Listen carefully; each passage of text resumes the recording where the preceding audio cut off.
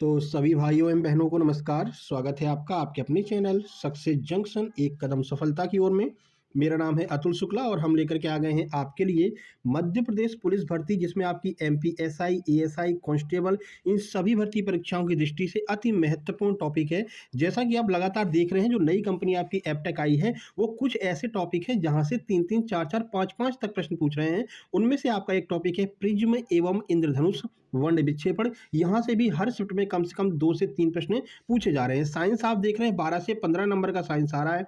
Daily हम exam analysis करा रहे हैं, आप लोग लगातार देख ही रहे होंगे। ठीक है, तो आज हम आपके लिए नया टॉपिक लेकर के आ गए हैं। जो भी नया टॉपिक अगर एपटेक के द्वारा ज़्यादा पूछा जाता है, उस पर हम वीडियो बना देते हैं। जैसे अभी तक बांध पूछे जा रहे थे, उस पर वीडियो बनाइए था। रेलवे कोड जो मध्य प्रदेश के हैं, मध्य प्रदेश के रेलवे कोड पर हमने वीडियो बना दिया था। ठीक है, शुरू में मेगावाट परियोजनाएं पूछी जा रही थी, कितनी बिजली उत्पादन होता है, तो उस पर भी हमने वीडियो बना दिया था। तो हर एक ऐसा टॉपिक जो एपटेक नया पूछेगा, उस पर हम वीडियो बना देंगे। अभी आज दोपहर में आपके लिए हम लेंस वाले जो प्रश्न है ना, लेंस पे भी बहुत ज़्यादा प्रश्न पूछे जा रहे हैं, तो उसका भी एक वीडियो बना करके डाल देंगे मेरे भाई। ठीक है, तो अब वीडियो को लाइक करके चैनल को सब्सक्राइब कर दीजिए, जिससे आगे आने वाले सारे वीडियो टाइम टू टाइम आपके पास में पहुंच सकें और सारा एग्जाम एनालिसिस भी आप तक पहुंच सके। अब हमारा ये काम नहीं है भैया, अभी तक जितना एग्जाम एनालिसिस हुआ है उन सब वीडियो को एक साथ में जोड़ दो, फिर कह दो लो भैया 750 प्रश्न, लो भैया 850 प्रश्न। मतलब जो वीडियो पहले बनाई है उस पर पैसे कमाए, उसके बाद उन सबको जोड़ करके और फिर टाइम खराब करने के लिए 2 घंटे 2.5 घंटे उन्हीं प्रश्नों को दोबारा से रिपीट करवा देना, ये अपना काम नहीं है। आपके लिए हम नया टॉपिक लेकर के आएंगे, है ना। चलिए भाई, शुरू करते हैं आज का वीडियो को लाइक करके चैनल को सब्सक्राइब जरूर कर देना। ठीक है, चलिए आइए देखते हैं आज का पहला प्रश्न। 50 महत्वपूर्ण प्रश्न हम आपको करवाने वाले हैं, जो आपके एग्जाम में पूछे गए हैं और जिनके आगे आने की बहुत संभावनाएं हैं। और यही प्रश्न आपके एमपी एसआई और एमपी एएसआई, इसमें भी ये प्रश्न रिपीट होंगे, क्योंकि जो टॉपिक एक बार एपटेक पूछता है फिर उस पर लगातार प्रश्न बनते चले जाते हैं। ठीक है भाई, चलिए आइए देखते हैं आज का पहला प्रश्न। पहला प्रश्न है, श्वेत प्रकाश का अपने अवयवी रंगों में विभक्त हो जाना क्या कहलाता है। यानी कि जो श्वेत प्रकाश ऐसे आ रहा था, इसमें अभी कोई रंग नहीं था, लेकिन जब आपने यहाँ पर प्रिज्म लगा दिया तो ये इस तरह से 7 रंगों में टूट गया है। तो भाई इस घटना को हम क्या कहते हैं, तो इस घटना को हम वर्ण विक्षेपण कहते हैं। क्या कहते हैं, वर्ण विक्षेपण स्पेक्ट्रम इसको कहते हैं। ठीक है, चलिए आगे बढ़ते हैं। अगला प्रश्न है, वर्ण विक्षेपण की घटना का मुख्य कारण क्या है। इसको आपको हम डिटेल में समझाते हैं। सही आंसर, प्रकाश के विभिन्न रंगों के लिए माध्यम का अपवर्तनांक अलग अलग होना, इस वजह से वर्ण विक्षेपण की घटना होती है। मतलब कि जैसे ये प्रकाश आपका आ रहा है, प्रिज्म में से गुजरा, तो इस जो आपका लाल रंग है, लाल रंग का अपवर्तनांक अलग होता है, इसलिए लाल रंग इस तरह से निकल जाता है, ये बहुत कम बिखरता है। बैगनी रंग का अपवर्तनांक अलग होता है, इसलिए बैगनी रंग नीचे चला जाता है। इसी तरह से सभी रंग विभक्त हो जाते हैं। अब देखो इसका सिस्टम क्या है, देखो आपको एक कहानी सुनाते हैं। देखो एक व्यक्ति था जो जंगल से जा रहा था। ठीक है, जंगल से जा रहा था। जब ये जंगल से जा रहा था तो इसमें क्या था कि इसके पास में एक लाठी थी। वो उस लाठी को हमेशा अपने पास में रखता था, अगर वो जंगल में है ना, यानी कि अगर ये सघन माध्यम में चल रहा है तो ये इस लाठी को हमेशा अपने पास रखता है। जैसे ही वो विरल माध्यम में पहुंचता है, यानी शहर में पहुंचता है, वैसे ही वो इस लाठी को अपने से दूर फेंक देता है। ठीक है ना, तो ऐसे में क्या हुआ कि ये अभी तक इसकी तरफ झुका हुआ था, ये जो एंगल था वो इसकी तरफ झुका हुआ था, क्योंकि जो व्यक्ति था वो सघन माध्यम में चल रहा था, जंगल में चल रहा था। जैसे ही वो शहर में प्रवेश किया तो ये क्या होता है, प्रकाश अपने जो मतलब मध्य बिंदु होता है, केंद्र बिंदु होता है, उससे दूर हट जाता है, यानी कि अपनी लाठी से दूर हट जाता है। इस वजह से जो आपके प्रकाश होते हैं वो अलग अलग माध्यम में अलग अलग अपवर्तनांक दर्शाते हैं। इस वजह से ये जो प्रकाश है वो बिखरते चले जाते हैं। अपने बिखराव के अनुसार ये प्रकाश अलग अलग दिशा में मुड़ जाते हैं और इसी घटना को हम वर्ण विक्षेपण कहते हैं। इसी वजह से प्रिज्म से निकलने वाला जो श्वेत प्रकाश है वो हमको 7 अलग अलग रंगों में दिखता है, क्योंकि वो जो व्यक्ति हैं 7 वो अलग अलग दिशा में निकल जाते हैं। अब वो क्या है, जंगल से निकल करके शहर में आ गए हैं, तो अब वो अपने केंद्र बिंदु से यानी उस लाठी से दूर हट जाते हैं कि चलो भैया लाठी तुम्हारा काम खत्म, अब हमको तुम्हारी आवश्यकता नहीं है। तो लाठी को फेंक देते हैं, यानी केंद्र बिंदु से वो हट जाते हैं और दूर निकल जाते हैं। ठीक है, तो ये पूरा सिस्टम आपको समझ में आ गया होगा। अब चलिए आगे बढ़ते हैं और अगला प्रश्न देखते हैं। अगला प्रश्न देखिए, प्रिज्म से गुजरने पर किस रंग का विचलन सर्वाधिक होता है। कल पूछा गया सेकंड शिफ्ट में, ये प्रश्न एग्जैक्ट यही पूछा गया है कि प्रिज्म से गुजरने पर किस रंग का विचलन सबसे अधिक होता है, कौन सा रंग सबसे ज्यादा बिखरता है। तो वो है आपका बैगनी रंग, यानी कि वॉयलेट कलर। वॉयलेट कलर जो है वो सबसे ज्यादा बिखरता है। इसीलिए आप देखते हैं कि कहीं पर भी अगर सिग्नल वगैरह लगाने होंगे तो इस रंग का प्रयोग कभी भी नहीं किया जाता है, क्योंकि ये रंग आपको दूर से बिल्कुल भी नहीं दिखाई देगा। किस रंग का प्रयोग करते हैं वो आगे आपको बताते हैं। देखिए अगला प्रश्न है, ये भी पूछा गया है आपके एग्जाम में, शुरू में पूछा गया था कि भाई प्रिज्म से गुजरने पर किस रंग का विचलन सबसे कम होता है। तो तो भाई लाल रंग जो होता है, उस लाल रंग का विचलन सबसे कम होता है। जैसे कि ये लाल रंग है, ये आपको स्पष्ट दिखाई दे रहा है। कहीं पर भी लाल रंग अगर आपको दिखाई देता है, तो आपकी निगाह तुरंत उस लाल रंग पर पहुँच जाती है। क्यों? क्योंकि इसका विचलन सबसे कम होता है। जिसका विचलन जितना कम होगा, वो उतना मतलब कम बिखरेगा। अब देखो, सिग्नल के रूप में आप किसका इस्तेमाल करते हैं? आपने देखा होगा ना, ट्रैफिक सिग्नल हो गया या फिर रेलवे का सिग्नल हो गया, तो इस तरह से लाल रंग का प्रयोग किया जाता है। क्यों? क्योंकि लाल रंग बहुत दूर से हमको दिखाई दे जाता है। अब ये दूर से दिखाई देने का रीज़न क्या है? क्योंकि जब ये रंग गुजरता है प्रिज़्म में से, जब हमारी आँखों तक पहुँचता है, इसका विचलन बहुत कम होता है, यानी कि ये बिखरता नहीं है, सीधी रेखा में गमन करता है। आपको याद होगा बचपन में आप लोग लेज़र लाइट लेते थे और फिर लोगों को डराते थे कि भाई लेज़र लाइट ले लिया है, उसका फ़ोकस मार रहे हैं और ये ऐसे बिंदु टाइप का जो है आपको दूर तक दिखाई देता था। वो दूर तक बिंदु क्यों दिखाई देता था? क्योंकि उसमें रेड कलर होता था। आपने देखा होगा हमेशा लाल कलर का ही प्रयोग लेज़र लाइट में किया जाता है। आप चाहे मूवीज़ में देख लें या आप जो लेज़र लाइट का इस्तेमाल करते थे लोगों को डराने के लिए रात में, वो भी उसमें देखेंगे तो रेड कलर का ही प्रयोग किया जाता था। क्यों किया जाता था? क्योंकि उसका विचलन सबसे कम होता था और वो बहुत दूर तक जा सकता था। वहीं पर अगर आप बैंगनी रंग लगा देते, तो वो इतना दूर तक नहीं जा पाता और फिर आप किसी को जो है डरा नहीं पाते, है ना? तो अब सारी बातें आपके समझ में आ रही होंगी। लाल रंग का विचलन कम होने की वजह से ये बहुत दूर तक जाता है। ठीक है भाई? चलिए आगे बढ़ते हैं। आगे बढ़ने से पहले आप लोगों को बता दें, भाई जिन लोगों का एग्ज़ाम लगा हुआ है एमपी एएसआई एलडीसी का, उन लोगों और साथ ही साथ में जो कांस्टेबल वाले हैं, उन लोगों को भी बता दें, अगर आपके अच्छे अब मतलब तैयारी अगर आपकी अच्छी तो कोई दिक्कत ही नहीं है। लेकिन अगर आपकी तैयारी अच्छे से नहीं हुई है, समय कम बचा हुआ है, तो अभी भी आप अच्छे अंक प्राप्त कर सकते हैं। जिस तरह से बहुत सारे ऐसे हमारे स्टूडेंट हैं, आप डेली एनालिसिस में देखते होंगे, कोई 86 नंबर लेकर के आ रहा है, कोई 87 नंबर लेकर आ रहा है, कोई 80 नंबर ईडब्ल्यूएस लेकर आ रहा है, कोई 82 नंबर, कोई 4 दिन मात्र पढ़ कर के 76 नंबर लेकर के आ रहा है। तो इन नोट्स को अगर आप कंप्लीट कर लेते हैं बचे हुए समय में, तो आप भी इसी तरह से बेहतरीन नंबर लेकर के आ सकते हैं। ठीक है?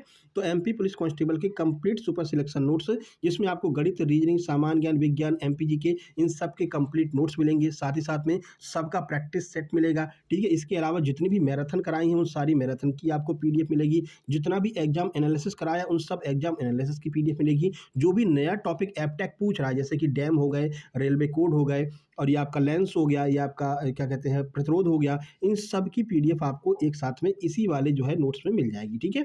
आपका एमपी एएसआई एलडीसी का एग्जाम है, तो भी आप इन नोट्स को प्रेफर कर सकते हैं। अब ये नोट्स आपको मात्र 179 रुपए में मिलने वाले हैं। इसके अलावा अगर आपका एमपी एसआई का एग्जाम लगा हुआ है, बहुत दिनों बाद ये भर्ती आई है और आगे भी ये भर्ती बहुत दिनों के बाद में ही आएगी, फॉर्म भी कम डला है, बढ़िया मौका है, चौका मार लीजिए। ठीक है ना? इसमें आपको जितने भी 8-9 सब्जेक्ट हैं एमपी एसआई के, इन सब के कंप्लीट सुपर सिलेक्शन नोट्स मिलने वाले हैं। चाहे वो आपका हिंदी हो, चाहे वो आपका इंग्लिश हो, इन सब के कंप्लीट नोट्स मात्र 199 रुपए में आपको उपलब्ध कराए जाएंगे। अब ये नोट्स प्राप्त कैसे कर सकते हैं? तो छोटी सी प्रक्रिया है। ये क्यूआर कोड आपको दिखाई दे रहा है, इसका स्क्रीनशॉट खींच लीजिए।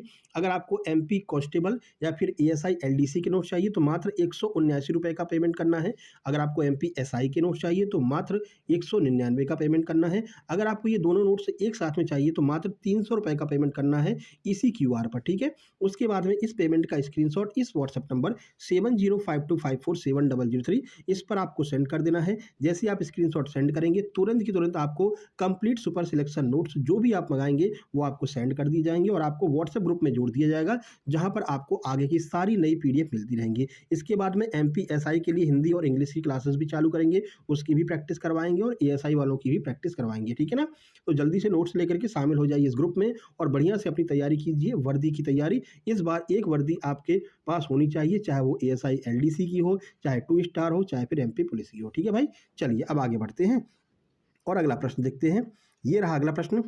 अगला प्रश्न है वर्णक्रम, जिसे हम स्पेक्ट्रम कहते हैं, में रंगों का क्रम क्या होता है? तो ध्यान रखना, बैगनी, फिर जामुनी, फिर नीला, फिर हरा, फिर पीला, फिर नारंगी, फिर लाल, ये कलर का जो है क्रम होता है और ये नीचे से ऊपर की ओर है। यानी ऊपर आपको लाल रंग दिखाई देगा, नीचे आपको बैगनी रंग दिखाई देगा, तो ये हो जाता है विबग्योर। क्या होता है? विबग्योर। यानी कि इसको अपन अगर हिंदी में अपन याद भी करते थे, बैजानी ह पी ना ला। ठीक है ना? तो ऐसे आपको याद होगा। ठीक है? तो ये वर्ण क्रम में रंगों का क्रम होता होता है, ये आपको ध्यान रखना है। चलिए, वह युक्ति क्या है जो वर्ण विक्षेपण उत्पन्न कर सकती है? तो वो युक्ति है प्रिज्म। प्रिज्म के माध्यम से ही आप वर्ण विक्षेपण को देख सकते हैं। सर ये प्रिज्म क्या होता है? तो ये जो हमने हाथ में पकड़ रखा है, ये भैया प्रिज्म ही है, ठीक है? इसमें से सफ़ेद कलर हमने गुजार दिया है। जब सफ़ेद कलर गुजारा तो ये आप देख रहे होंगे, देखो बैंगनी रंग आपको नीचे दिखाई दे रहा है, रेड कलर आपको सबसे ऊपर दिखाई दे रहा है। फिर इसी क्रम में सारे जो है कलर लगे हुए हैं। तो यहाँ से भी आपके दिमाग में अगर ये फ़ोटो भी याद रहेगी कि हाँ, शुक्ला सर ने हाथ में प्रिज्म पकड़ रखा था, उस प्रिज्म में बैंगनी रंग नीचे था और लाल रंग ऊपर था, तो आपको अच्छे से याद रहेगा मेरे भाई, ठीक है? चलिए अब आगे बढ़ते हैं। अगला प्रश्न देखिए।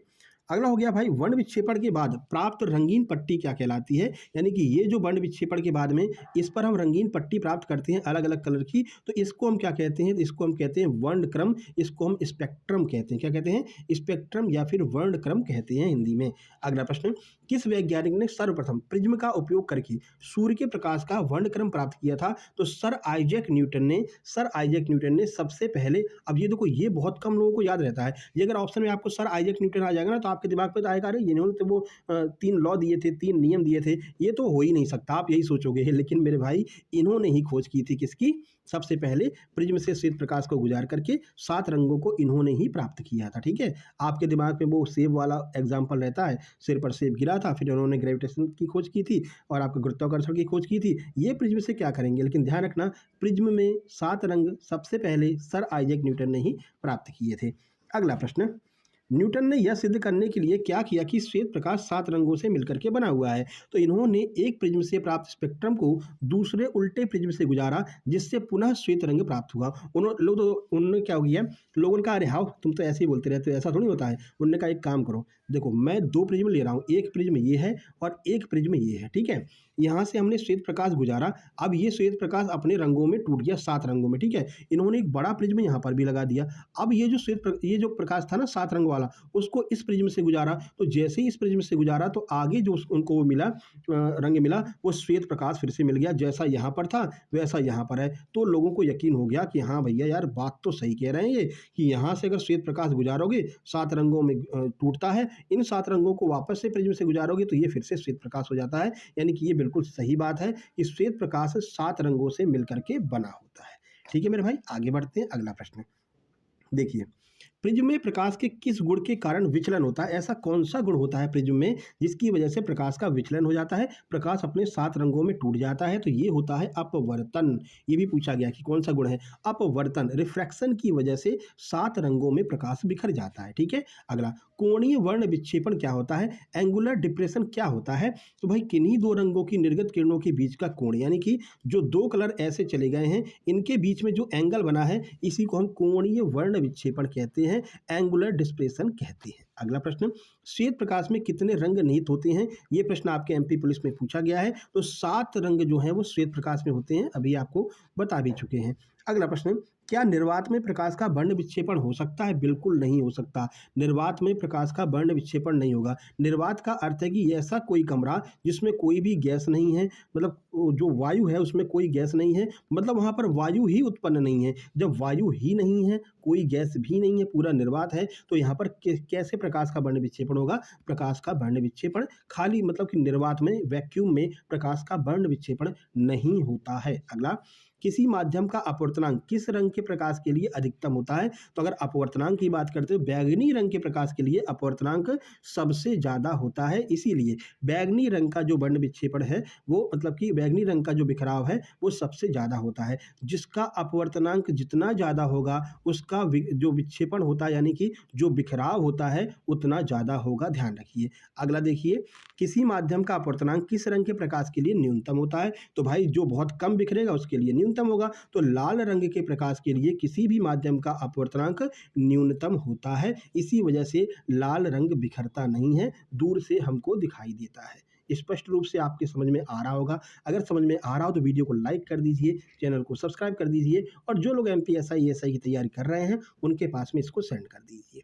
चलिए अब बात कर लेते हैं तरंग दैर्घ्य और विचलन पर, क्योंकि यहाँ से तरंग दैर्घ्य और विचलन से भी बहुत सारे प्रश्न पूछे जा रहे हैं, ठीक है? तो वेवलेंथ पर हम बात करते हैं। अब देखिए अगला प्रश्न है किस रंग की जो प्रकाश होता है, किस रंग के प्रकाश की तरंग दैर्घ्य सबसे अधिक होती है? तो भाई लाल रंग की प्रकाश की जो तरंग दैर्घ्य है वो सबसे अधिक होती है।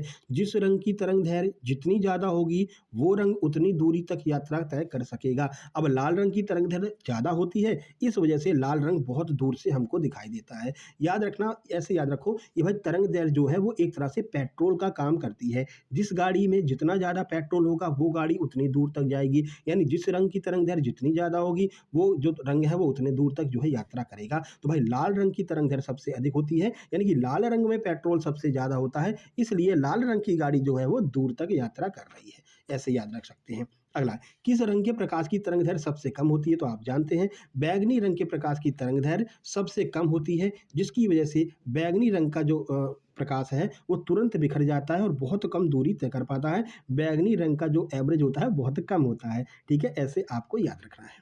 चलिए मेरे भाई आगे बढ़ते हैं। अगला प्रश्न है, विचलन कोण जिसे हम डेल्टा कहते हैं, तरंग दैर्घ्य जिसे हम लैम्ब्डा कहते हैं, कैसे संबंधित है? तो डेल्टा और लैम्ब्डा एक दूसरे से कैसे संबंधित है देख लीजिए। विचलन कोण तरंग दैर्घ्य के व्युत्क्रमानुपाती होता है। व्युत्क्रमानुपाती का मतलब समझते हैं 1/, में। जैसे कि ये मान लीजिए आप, कोई भी चीज़ 1/, में होगी, जैसे कि ये डेल्टा हो गया। ठीक है, ये डेल्टा बराबर होगा 1/λ के। ठीक है, 1/λ के, यानी कि डेल्टा का मान बढ़ाते चले जाएंगे तो लैम्ब्डा का मान कम होता चला जाएगा, लैम्ब्डा का मान बढ़ाते चले जाएंगे, डेल्टा का मान कम होता चला जाएगा। देखिए कैसे, तो देखो, कम तरंग दैर्घ्य यानी कि अधिक विचलन। अभी आपको बताया भाई, जितनी कम तरंग दैर्घ्य होगी उतना ज़्यादा उसका विचलन होगा। ठीक है, मतलब तरंग दैर्घ्य अगर कम होती चली जाएगी तो वो उतना ज़्यादा बिखरता चला जाएगा, जिसकी तरंग दैर्घ्य ज़्यादा होती चली जाएगी वो उतना कम बिखरेगा। ऐसे आपको ध्यान रखना, ये दूसरे दोनों जो हैं वो एक दूसरे के अपोजिट होते हैं। व्युत्क्रमानुपाती का इनके जो है बीच में संबंध होता है।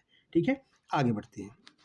देखो, प्रकाश की चाल माध्यम में किस रंग के लिए न्यूनतम होती है? तो प्रकाश की चाल बैंगनी रंग के लिए न्यूनतम होती है। कैसे याद रख सकते हैं? बैंगनी रंग के पास में पेट्रोल ही कम है। बैंगनी रंग के पास जब पेट्रोल कम है तो बहुत जल्दी बिखर जाता है, बहुत जल्दी ढेर हो जाता है, इसलिए प्रकाश की चाल न्यूनतम होती है बैंगनी रंग के लिए। ठीक है, क्योंकि विचलन और अपवर्तनांक अधिक होते हैं। अभी आपको बताया है इसमें अपोजिट संबंध होता है। तो अगर जिस मतलब कि रंग की विचलन और अपवर्तनांक ज़्यादा होंगे, वो उतनी जल्दी बिखर जाएगा, और बैंगनी रंग का विचलन अपवर्तनांक ज़्यादा होता है, इसलिए वो बिखर जाता है। ठीक है, तरंग दैर्घ्य इसकी न्यूनतम होती है। तरंग दैर्घ्य को पेट्रोल मानिए, बस इतना अगर आप क्लियर रखेंगे तो आपको याद रहेगा। अगला, प्रकाश की चाल माध्यम में किस रंग के लिए अधिकतम होती है? तो भाई लाल रंग के लिए अधिकतम होती है। बैंगनी रंग के लिए कम होती है, लाल रंग के लिए अधिकतम होती है। इसीलिए बैंगनी रंग न्यूनतम दूरी तय करता है, लाल रंग अधिकतम दूरी तय करता है। ठीक है, क्योंकि विचलन और अपवर्तनांक कम होते हैं। भाई विचलन भी कम होगा, विचलन का अर्थ है कि वो कहीं पर विचलित नहीं होगा, एक सीधी रेखा में चलता चला जाएगा। जब चलता चला जाएगा, कहीं विचलित नहीं होगा, तो उसको अपना लक्ष्य प्राप्त हो जाएगा। जैसे कि आप लोग हैं, आप लोग अगर तैयारी कर रहे हैं तो बहुत सारे चैनल आपको मिलेंगे। ठीक है ना, अगर आप यहाँ से निकले तैयारी करने घर से और बहुत सारे चैनल आपको मिले, आप विचलित हो गए बैंगनी रंग की तरह, यहाँ भी जाएँ, वहाँ भी जाएँ, वहाँ भी देख लें एनालिसिस, वहाँ भी एनालिसिस देख लें, यहाँ भी देख लें, इनका भी देख लें, उनका भी देख लें, तो फिर आप यहीं पर बिखर करके रह जाएंगे। लेकिन अगर आप लाल रंग की तरह आगे निकलते चले गए और बस आपको एक ही टारगेट दिख रहा था, भाई सक्सेस जंक्शन का ही हमको एनालिसिस देखना है, उनकी ही वीडियो हमको देखनी है, वहीं पर हमको मैथ भी मिल जाएगा, वहीं पर रीजनिंग के प्रश्न मिल जाएंगे, वहीं पर जीके भी मिल जाएगा, वहीं पर साइंस भी मिल जाएगा, कहीं और हमको भटकना ही नहीं है, तो आपको लक्ष्य प्राप्त हो जाएगा रेड कलर की तरह। ठीक है, आप दूर तक यात्रा कर सकते हैं, यानी आराम से अपना जो है टेस्ट क्वालिफाई कर सकते हैं, आराम से फिजिकल निकाल सकते हैं, फाइनल मेरिट में आ सकते हैं। और जो बिखर गया तो भैया वो बिखर ही गया। ठीक है, तो बैंगनी रंग नहीं बनना है, लाल रंग बनना है। चलिए आगे बढ़ लेते हैं, अगला प्रश्न देख लेते हैं। अगला है, वर्ण विक्षेपण का आधार क्या है? किस वजह से वर्ण विक्षेपण होता है? तो विभिन्न रंगों के लिए प्रकाश की गति यानी कि जो वेग है वो माध्यम में भिन्न-भिन्न होना, यानी कि अलग-अलग माध्यम में अलग-अलग गति होना। जैसे कि यहाँ से ये चला है, अभी आपको बताया लाठी वाला जो आपको एग्ज़ाम्पल दिया था, यहाँ से ये चला है, इसकी गति अधिक होती है तो इधर निकल गया, इसकी गति कम हो गई तो यहीं ढेर हो गया, इसकी गति थोड़ी ज़्यादा हो गई, थोड़ा और आगे चला गया। तो अलग-अलग तरह से ऊर्जा इनके अंदर होती है, अलग-अलग इनका वेग होता है, अलग-अलग गति होती है, इसलिए अलग-अलग माध्यम में ये अलग-अलग तरीके से रिएक्ट करते हैं और इसी वजह से वर्ण विक्षेपण बनता है। तो वर्ण विक्षेपण का आधार क्या है? विभिन्न प्रकार के रंगों की गति, यानी कितनी दूर वो चल पा रहे हैं, उनके माध्यम का भिन्न-भिन्न होना ही इस वजह से जो है वर्ण विक्षेपण होता है।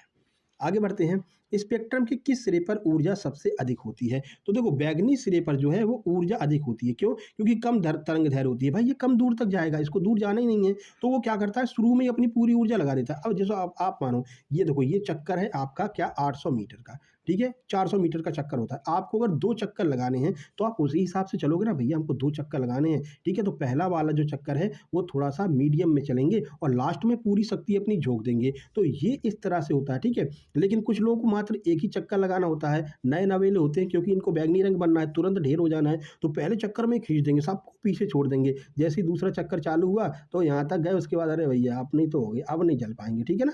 तो यही सिस्टम होता है। बैंगनी रंग को दूर तक तो जाना नहीं है, वहीं रहना है। तो बैंगनी रंग पर क्या होता है कि ऊर्जा तो बहुत होगी, मतलब शुरू में ऊर्जा तो बहुत भयंकर लगा देगा, लेकिन फिर वो दूर तक नहीं जा पाएगा, ठीक है ना?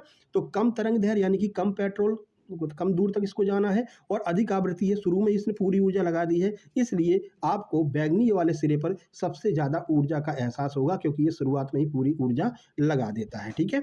आगे बढ़िए। स्पेक्ट्रम के किस सिरे पर ऊर्जा कम महसूस होती है? कम किस पर होती है? लाल रंग पर होती है। लाल पर कम क्यों होती है? उसको पता है कि भैया हमको 2 चक्कर लगाने हैं, ये 800 मीटर का पूरा 400 मीटर का ट्रैक है, हमको 2 चक्कर लगाने हैं, तो शुरू में कम ऊर्जा यहाँ पर अपनी वेस्ट करेगा और ये पूरे चक्कर लगा लेगा, ठीक है ना? इसलिए आपको ध्यान रखना, स्पेक्ट्रम के लाल रंग वाले सिरे पर कम ऊर्जा का एहसास होता है, सबसे कम ऊर्जा लाल रंग के पास में होती है क्योंकि वो कम ऊर्जा लगाता है, ठीक है? उसको पूरे 2 चक्कर लगाने हैं, समझ गए? उसको बिखरना नहीं है, ठीक है ना? चलो अगला, दृश्य प्रकाश यानी कि विजिबल लाइट की तरंग दैर्घ्य सीमा लगभग कितनी होती है? यानी जो रंग हमको दिखाई देते हैं उनकी तरंग दैर्घ्य की सीमा कितनी होती है? तो लगभग 400 नैनोमीटर से लेकर के 700 नैनोमीटर तक, यानी कि सबसे कम किसकी होती है? तो सबसे कम 400 नैनोमीटर बैंगनी रंग की होती है। सबसे ज़्यादा किसकी होती है तरंग दैर्घ्य? तो लाल रंग की सबसे ज़्यादा तरंग दैर्घ्य होती है, 700 नैनोमीटर इसकी तरंग दैर्घ्य होती है। तरंग दैर्घ्य का मतलब क्या है? पेट्रोल, ठीक है? पेट्रोल ये मत मान लेना कि पेट्रोल है, पेट्रोल एग्जाम्पल है कि गाड़ी में भैया इसके में केवल 400 नैनोमीटर 400 लीटर पेट्रोल है, तो ये बहुत दूर तक नहीं जा पाएगा। इसकी गाड़ी में 700 लीटर पेट्रोल है, तो ये बहुत दूर तक जाएगा। इसलिए ध्यान रखना, लाल रंग की तरंग दैर्घ्य सर्वाधिक होती है। कितनी कितनी होती है बता दिया है आपको। अगला देखिए, क्या 2 अलग अलग रंगों की तरंग दैर्घ्य एक ही हो सकती है? कभी नहीं हो सकती है। क्यों? क्योंकि इनका माध्यम का विचलन विचलन ही अलग अलग होता है, इनका स्पीड ही अलग अलग होता है। किसी को भैया बहुत दूर तक जाना है जैसे लाल रंग, किसी को दूर तक जाना ही नहीं है जैसे बैंगनी रंग, किसी को थोड़ा दूर जाना है जैसे जामुनी रंग, किसी को बिल्कुल थोड़ा सा और दूर जाना है जैसे नीला रंग। तो इस तरह से सबकी अलग अलग तरंग दैर्घ्य होती है। तो ध्यान रखना, किन्हीं भी 2 रंगों की तरंग दैर्घ्य एक कभी नहीं हो सकती है। हर तरह के प्रश्न आपको करवा देंगे, कंडीशन वाले हों या कैसे भी प्रश्न हो, आपके हमेशा काम आएंगे। चलिए अब बात करते हैं इंद्रधनुष की, यानी कि रेनबो की। इंद्रधनुष का भी प्रश्न डेली आ रहा है, पता ही है आपको, ठीक है? चलिए शुरू करते हैं। तो देखो, थोड़ा सा इसको बड़ा कर लें, अब सही है, ठीक है? देखो, इंद्रधनुष किस घटना का प्राकृतिक उदाहरण है? शुरू में ये प्रश्न पूछा गया था, शायद 2 या 3 तारीख वाली शिफ्ट में, कि भाई कौन सी घटना है जिसकी वजह से इंद्रधनुष होता है? तो वर्ण विक्षेपण की घटना के कारण, ठीक है? तो वर्ण विक्षेपण की घटना रहेगी, अपवर्तन और पूर्ण आंतरिक परावर्तन। जब ये तीनों घटनाएं एक साथ में मिलती हैं, तो भैया इंद्रधनुष हमको दिखाई देता है, ठीक है? देखिए अगला प्रश्न, इंद्रधनुष बनने के लिए आवश्यक शर्त क्या है? तो वर्षा की बूंदें चाहिए और सूर्य का प्रकाश चाहिए। ऐसा नहीं कि भैया वर्षा की बूंदें हैं, यानी पानी तो बरस रहा है लेकिन सूरज निकला ही नहीं है। अगर सूरज नहीं निकला है तो मेरे भाई इंद्रधनुष नहीं बनेगा, फिर केवल बारिश ही बारिश आपको देखने को मिलेगी। या फिर सूरज निकला हुआ है, पानी बरस ही नहीं रहा है, जब पानी नहीं बरस रहा है तो भी आपको इंद्रधनुष नहीं दिखाई देगा। 2 कंडीशन होनी चाहिए, पहली बात पानी बरसता रहना चाहिए, दूसरी बात सूरज भी निकला हुआ होना चाहिए, ठीक है? अब ऐसा होता क्यों है? तो वो भी आगे आपको बता देते हैं। देखिए, तो वर्षा की बूंदें और सूर्य प्रकाश। इंद्रधनुष हमेशा सूर्य के किस दिशा में बनता है? तो सूर्य के विपरीत दिशा में ही बनेगा इंद्रधनुष। कैसे? जैसे कि ये है सूरज, ठीक है? मुस्कुरा रहे हैं, देखो बढ़िया से मुस्कुरा रहे हैं। अब ये है आपका प्रिज्म, प्रिज्म माने वर्षा की बूंदें।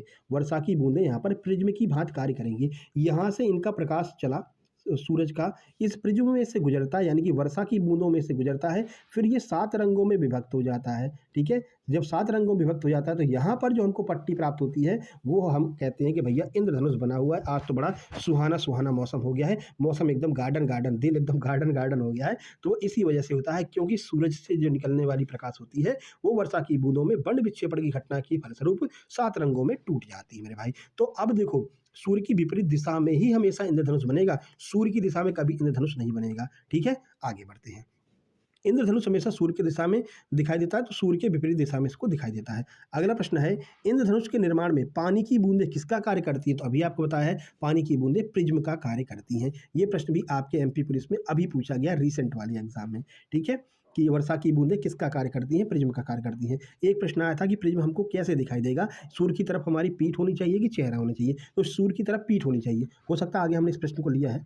देखिए अगला, प्राथमिक इंद्रधनुष यानी कि प्राइमरी रेनबो में कितने रंग दिखाई देते हैं? तो प्राइमरी रेनबो में, प्राथमिक इंद्रधनुष में 7 रंग होते हैं, ठीक है। कौन कौन से होते हैं? वही बैजानी, हैप्पी नाला, बैगनी नीचे रहेगा, लाल ऊपर रहेगा, ठीक है। चलिए, प्राथमिक इंद्रधनुष में बाहर की ओर यानी कि सबसे ऊपर कौन सा रंग दिखाई देता है? तो सबसे ऊपर लाल रंग दिखाई देता है। अभी आपको बताया था क्यों दिखाई देता है, वो भी आपको बताया था। अगला, प्राथमिक इंद्रधनुष में अंदर की ओर यानी कि सबसे नीचे कौन सा रंग दिखाई देता है? तो सबसे नीचे बैगनी रंग हमको दिखाई देगा प्राथमिक इंद्रधनुष में। अगला, प्राथमिक इंद्रधनुष बनने में प्रकाश की कौन कौन सी घटनाएं शामिल होती हैं? तो प्रकाश में देखो ये पूछा गया था, हाँ यही एग्जैक्ट यही प्रश्न पूछा गया था, 2 बार 3 बार 1 बार ऐसे करके। तो प्राथमिक इंद्रधनुष में बनने में प्रकाश की कौन सी घटनाएं होती हैं? 2 बार अपवर्तन होता है, 2 बार अपवर्तन होगा, 1 बार पूर्ण आंतरिक परावर्तन होगा। ध्यान रखना, ये पूरा डिटेल में हमने समझाया भी था, एनालिसिस वाली वीडियो में पूरा अच्छे से हमने समझाया था कि 2 बार अपवर्तन होता है, 1 बार पूर्ण आंतरिक परावर्तन होता है। कैसे? तो एक बार जब ये प्रकाश की किरण अंदर गई तो ये हो गया इसका अपवर्तन, उसके बाद में प्रकाश की किरण अंदर घुस गई है, उसके बाद में यहाँ पर होगा पूर्ण आंतरिक परावर्तन, फिर जब ये प्रकाश की किरण बाहर निकलेगी तब इसका होगा अपवर्तन, और इस वजह से हमको ये पूरा इंद्रधनुष दिखाई देता है मेरे भाई, ठीक है। आगे बढ़ते हैं। अगला, द्वितीयक इंद्रधनुष यानी कि सेकेंडरी रेनबो में रंगों का क्रम क्या होता है? तो सेकेंडरी रेनबो में प्राथमिक इंद्रधनुष के विपरीत होता है, यानी कि लाल रंग और बैगनी रंग बाहर की ओर होता है और बाकी सारे रंग अंदर की ओर होते हैं। देखो नॉर्मली इंद्रधनुष में क्या होता है, बैगनी रंग कहाँ रहता है? नीचे, लाल रंग ऊपर। लेकिन जो द्वितीयक इंद्रधनुष होता है जब दोबारा से बनता है, वही आइजैक न्यूटन वाला सिस्टम, क्या किया था उन्होंने? 2 डबल प्रिज्म लगा दिए थे, तो फिर श्वेत प्रकाश हो गया था, फिर श्वेत प्रकाश गुजरा था, तो फिर वही 7 रंगों में टूटा था। तो इसमें क्या होता है, प्राथमिक इंद्रधनुष के विपरीत हो जाता है। कभी कभी आपको डबल रेनबो देखने को मिलते हैं, अरे भैया 2-2 इंद्रधनुष निकला हुआ, बड़े खुश हो जाते हैं। लेकिन थोड़ा साइंस से सोचो कि डबल रेनबो बन कैसे गया? तो 2 बार वो घटना हो गई, इस वजह से डबल रेनबो बन जाता है। ऐसे में लाल रंग नीचे आ जाएगा, बैगनी रंग ऊपर हो जाएगा, ये भी आपको याद रखना है। अगला, द्वितीयक इंद्रधनुष का निर्माण कैसे होता है? तो द्वितीयक इंद्रधनुष में क्या होता है, 2 बार अपवर्तन और 2 बार पूर्ण आंतरिक परावर्तन हो जाता है, ठीक है। जो प्राथमिक था उसमें 1 बार पूर्ण आंतरिक परावर्तन हो रहा था, लेकिन इसमें क्या होता है, 2 बार अपवर्तन होता है, 2 बार पूर्ण आंतरिक परावर्तन हो जाता है, जिसकी वजह से डबल रेनबो आपको दिखाई देता है, द्वितीयक रेनबो दिखाई देता है। अगला, प्राथमिक इंद्रधनुष अधिक चमकीला क्यों दिखाई देता है? तो प्राथमिक इंद्रधनुष अधिक चमकीला दिखाई देगा, ऐसा क्यों है? क्योंकि उसमें 1 बार पूर्ण आंतरिक परावर्तन होता है। भाई एक बार वो कहीं से निकल गया मान लीजिए, तो आपको बहुत अच्छा लग रहा है, कोई व्यक्ति एक बार आपके सामने अगर आ गया है, बहुत सुंदर है, तो आप कहेंगे अरे वाह क्या बात है, बहुत सुंदर दिख रहा है। वही व्यक्ति दोबारा आएगा, फिर कहा अरे यार इसको तो देखा हुआ था यार, क्या है ये, ठीक है ना। तो पहली बार जो चीज़ हमारे सामने आती है, यानी एक बार अगर पूर्ण आंतरिक परावर्तन हो गया तो वो बहुत ज़्यादा चमकदार दिखाई देता है। इस वजह से प्राथमिक इंद्रधनुष ज़्यादा चमकदार होता है, द्वितीयक इंद्रधनुष धुंधला होता है या कम चमकदार होता है। देखिए द्वितीयक इंद्रधनुष प्राथमिक इंद्रधनुष की तुलना में कैसा दिखाई देता है? तो या तो धुंधला होगा या फिर कम चमकीला दिखाई देगा। अगला, इंद्रधनुष में बैगनी रंग का आंतरिक कोण यानी कि प्राइमरी बोझ जो है वो कितना होता है? तो ध्यान रखना, इंद्रधनुष में बैगनी रंग का आंतरिक कोण 40.8 होता है और लाल रंग का आंतरिक कोण 42.8 होता है। ये हमेशा ज़्यादा होगा, ये आपको ध्यान रखना है, ठीक है। आगे बढ़ते हैं, आंतरिक कोण की बात हो रही है, ध्यान रखना, ठीक है। अगला, इंद्रधनुष को पूर्ण वृत्त के रूप में कहाँ पर देखा जाता है? तो बहुत अधिक ऊंचाई से अगर आप इसको देखेंगे, जैसे कि आप एरोप्लेन में देखो, अगर आप धरती से देख रहे हो, ये आप हो, ठीक है, बढ़िया सा मुस्कुरा रहे हो, ये रेनबो बना हुआ है, ठीक है ना। अब ये जो रेनबो बना हुआ है तो ये आपको आधा दिखाई देगा, लेकिन आप यहीं पर एरोप्लेन पर चले जाओ, ठीक है, ये हेलीकॉप्टर है। अब यार देखो चित्र पर मत जाना, ठीक है ना, ये हेलीकॉप्टर पता नहीं क्या कौन सा हेलीकॉप्टर है ये उनका, ये क्या जो पहली बार उड़ाया गया था, ठीक है। आप यहाँ पर उड़ रहे हो तो अब ये पूरा रेनबो आपको वृत्ताकार जो है दिखाई देगा, ठीक है ना, गोल दिखाई देगा। तो ध्यान रखना, रेनबो हमेशा गोल बनता है, लेकिन हम पृथ्वी पर होते हैं यानी रेनबो के नीचे होते हैं, इस वजह से हमको आधा दिखाई देता है, ठीक है मेरे भाई। चलिए आगे बढ़ते हैं, अब कुछ विविध प्रश्न देख लेते हैं, ठीक है। देखिए पहला प्रश्न है, यदि पानी की बूंदें बड़ी हो जाएं तो इंद्रधनुष कैसा दिखाई देगा? कंडीशन वाले प्रश्न। अगर पानी की बूंदें बड़ी हो जाएंगी तो ये अधिक चमकीला दिखाई देगा, क्योंकि जब उसका पूर्ण आंतरिक परावर्तन होगा तो बहुत ज़्यादा पूर्ण आंतरिक परावर्तन होगा। तो जितनी बड़ी बड़ी बूंदें गिरेंगी उतना ज़्यादा पूर्ण आंतरिक परावर्तन होगा, उतना ज़्यादा वो बिखरेगा और उतना जो है स्पष्ट और चमकीला हमको दिखाई देगा। अगला, यदि पानी की बूंदें बहुत छोटी हो जाएँ तो इंद्रधनुष कैसा दिखाई देगा? तो बहुत धुंधला दिखाई देगा, कम स्पष्ट दिखाई देगा। तभी कभी-कभी आप देखते हैं कि भाई पहले तो 7 रंग एकदम स्पष्ट दिखाई दे रहे थे, लेकिन यार पानी की बूंदें कम होने लगी हैं, पानी कम बरसने लगा है या फिर पानी बंद हो गया है, तो धीरे-धीरे इंद्रधनुष भी समाप्त हो जाता है। अगला, चलो आगे बढ़ते हैं। अगला है लाल रंग का उपयोग। ये भी पूछा पूछा गया और हम रोज आपको बताते भी हैं इसके बारे में ना। लाल रंग का उपयोग खतरे के संकेतों के रूप में क्यों किया जाता है? तो इसकी तरंग दैर्घ्य अधिक होती है। क्यों? इसमें मान लो तरंग दैर्घ्य यानी पेट्रोल, इसमें पेट्रोल अधिक होता है, जिससे इसका प्रकीर्णन सबसे कम होता है, यानी इसका बिखराव कम होता है, ये जल्दी ढेर नहीं होता, दूर तक जाता है और ये दूर से दिखाई देता है, इसलिए खतरे के संकेत के रूप में लाल रंग का प्रयोग करते हैं। बैंगनी रंग की आवृत्ति फ्रीक्वेंसी लाल रंग की तुलना में कैसी होती है? तो फ्रीक्वेंसी इसकी ज़्यादा होती है बैंगनी रंग की। फ्रीक्वेंसी का मतलब समझ गए ना भाई, वही 400 मीटर का चक्कर, पहले पूरी ताकत लगा देगा, फ्रीक्वेंसी यहीं पर बना लेगा पूरी, और ये पहले चक्कर में आकर के जे डले रहेगा, ये आगे नहीं जा पाएंगे। ठीक है ना? तो ध्यान रखना, बैंगनी रंग की आवृत्ति जो फ्रीक्वेंसी होती है लाल रंग की तुलना में अधिक होती है। अगला, क्या हम इंद्रधनुष को सूर्य की दिशा में मुंह करके देख सकते हैं? नहीं देख सकते हैं। यही प्रश्न पूछा गया था कि इंद्रधनुष को देखने के लिए एक व्यक्ति का मुंह किस दिशा में होना चाहिए या फिर पीठ किस दिशा में होनी चाहिए? पीठ पूछी गई थी, तो पीठ जो है वो सूर्य की दिशा में होना चाहिए। ठीक है, इस तरफ आपकी पीठ होनी चाहिए, इस तरफ आपका फेस होना चाहिए। जब इस तरफ आपका फेस रहेगा तभी आपको इंद्रधनुष यहाँ पर बनता हुआ दिखाई देगा। क्यों? क्योंकि सूर्य का प्रकाश ऐसे जाएगा, बूंदें मिलेंगी तो ये प्रिज्म का कार्य करेंगी और इस प्रकार से रंगों को बिखेर देंगी। तो इधर अगर आप देखोगे तो ही आपको दिखाई देगा। अगला, हाँ, अगला हो गया श्वेत प्रकाश की किन रंगों से मिलकर के बनता है? तो 7 रंग से बनता बता ही दिया भाई, बिब्ज्योर है ना। अगला, प्रकाश की चाल सबसे पहले किस वैज्ञानिक ने ज्ञात की थी? तो प्रकाश की चाल की बात की जा रही है, ध्यान रखना, वर्णक्रम या फिर वर्ण विक्षेपण की बात नहीं की जा रही है। प्रकाश की चाल, तो प्रकाश की चाल ओले रोमर के द्वारा सबसे पहले ज्ञात की गई थी। अगला, किस रंग का अपवर्तनांक यानी कि म्यू MU जो होता है विचलन यानी कि डेल्टा के साथ कैसे संबंधित होता है? तो म्यू जो है वो डेल्टा के साथ में कैसे संबंधित होता है? तो अपवर्तनांक बढ़ाने पर विचलन भी बढ़ता चला जाता है। ठीक है, अगर आप अपवर्तनांक का मान बढ़ाएंगे तो विचलन भी बढ़ता चला जाएगा, यानी कि अगर आप अपवर्तनांक बढ़ाते चले जाएंगे तो जो रंग है वो कम दूरी तय कर पाएगा, यानी बिखरता चला जाएगा। ठीक है, विचलन का अर्थ होता है बहुत ज़्यादा ऐसे ऐसे हो जाना ही विचलन कहलाता है। अब जितना ज़्यादा ऐसे ऐसे होगा उतनी कम दूरी तय कर पाएगा। क्यों कर पाएगा? क्योंकि भैया ऐसे ऐसे हो रहा है ना, तो उसकी पूरी ऊर्जा भी तो खत्म हो रही है। अब एक काम आप ऐसे करो, ऐसे ऐसे घूम घूम करके जाओ कहीं पर, ठीक है, और एक आप बिल्कुल सीधे जा रहे हो, तो ज़्यादा दूर तक कब चल पाओगे? जब आप एकदम सीधे जाओगे, ऐसे जाओगे थक जाओ, अरे मर गए भैया, थक जाओगे। ठीक है ना, तो ध्यान रखना। तो किसी रंग का अपवर्तनांक बढ़ाने पर विचलन भी बढ़ता चला जाता है, थकावट भी होती चली जाती है। अगला, प्रिज्म के साथ पदार्थ का कोणीय विक्षेपण क्षमता किस पर निर्भर करती है? तो प्रिज्म के पदार्थ की प्रकृति पर, यानी कि किस तरह का वो प्रिज्म है, कहाँ से उसको गुजार रहे हैं। बूंदें भी तो प्रिज्म का कार्य कर रही हैं, तो उसकी विक्षेपण क्षमता अलग होगी। अगर प्रिज्म कांच रख दोगे उसकी विक्षेपण क्षमता अलग होती है। तो प्रिज्म के पदार्थ की प्रकृति पर निर्भर करता है कि वो रंग किस तरह से टूटने वाला है, किस तरह से 7 रंगों में विभक्त होने वाला है। ठीक है, विचलन कोण पर निर्भर नहीं करता है, प्रिज्म के पदार्थ की प्रकृति पर निर्भर करता है। ग्रुप डी में एक बार पूछा गया था ये प्रश्न। अगला, एक ही माध्यम में अलग अलग तरंग दैर्घ्य के प्रकाश के लिए अपवर्तनांक अलग अलग क्यों होता है? तो भाई माध्यम की सघनता और रंग के साथ में प्रकाश की गति में भिन्नता के कारण अलग अलग तरंग दैर्घ्य होता है। अभी सघनता और जो विरलता वाली हमने जो कहानी सुनाई थी उसके आधार पर इसको आप बता सकते हैं कि भाई सघन माध्यम से विरल माध्यम में जाएगा, अपने केंद्र से दूर हट जाएगा, यानी इस केंद्र नाम की लाठी को दूर फेंक देगा, क्योंकि अब वो विरल माध्यम में आ गया है, लाठी की आवश्यकता नहीं है। जब वो जंगल में था, शेर का डर था, तो ये अपने केंद्र की तरफ झुका हुआ था, लाठी को अपने पास में रखा हुआ था। ठीक है ना, उम्मीद करते हैं सारी बातें आपके समझ में आई होंगी। तो वीडियो को लाइक कर दो अगर आपको पसंद आ गया हो, सब्सक्राइब कर दो, देखो रेड कलर का सब्सक्राइब बटन दिख रहा होगा, नोटिफिकेशन बेल भी दबा लेना है, जिससे कि आगे की सारी वीडियो आप तक पहुंचती रहे। और इस वीडियो को शेयर कर देना भाई, ऐसा ना हो कि हमने कोई नया टॉपिक आपको पढ़ाया है, बेहतरीन तरीके से पढ़ाया है, तो इस पर व्यूज़ कम आए। ये काम नहीं होना चाहिए ना, जिससे कि हम भी डिमोटिवेट नहीं हो कि भाई नया टॉपिक लेकर के आते हैं तो आप लोग लाइक नहीं करते हो, शेयर नहीं करते हो, ऐसा मत करना भैया। ठीक है, इसको शेयर कर दो हर ग्रुप में, जहाँ जहाँ आप शेयर कर पाते हो, फेसबुक पर शेयर कर दो,